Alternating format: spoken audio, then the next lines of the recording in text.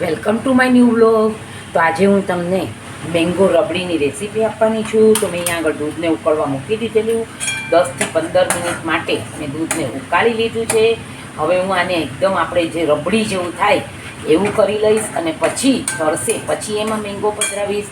અને અહીંયા આગળ મેં એક કેરી લીધી છે અને અડધી વાટકી મિશ્રી લીધી છે જેને હું દૂધમાં પધરાવી દઈશ.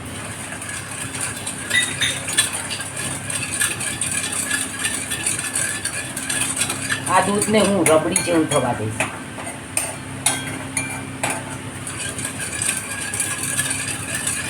ને મેં વાસણને ઘીથી ગ્રીસ કરી લીધું છે.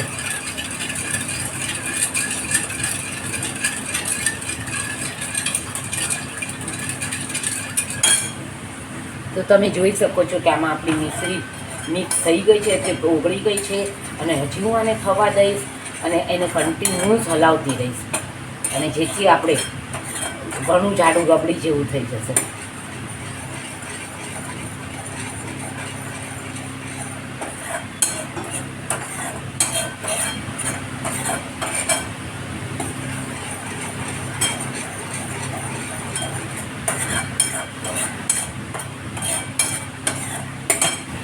તો તમે જોઈ શકો છો કે આપણું આ એકદમ ફાઇન રબડી જેવું થઈ ગયું છે.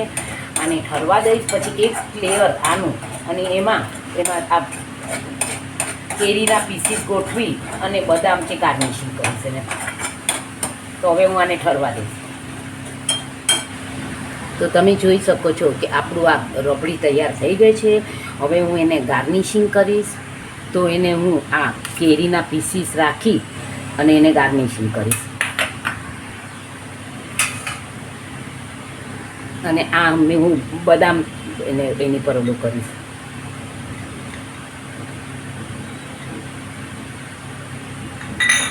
આ હું આની ઉપર કેસર પધરાવી દઈશ.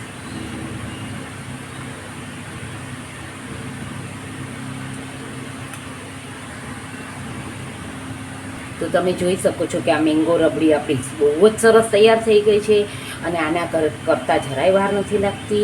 તમે ઘરે માવો પણ ઇઝીલી બનાવી શકો છો. તો તમે જરૂરથી ટ્રાય કરજો. અને મારે નવી નવી સામગ્રી જોવા માટે મારી ચેનલને જરૂરથી સબસ્ક્રાઈબ કરજો. Like, share and subscribe. C you tomorrow.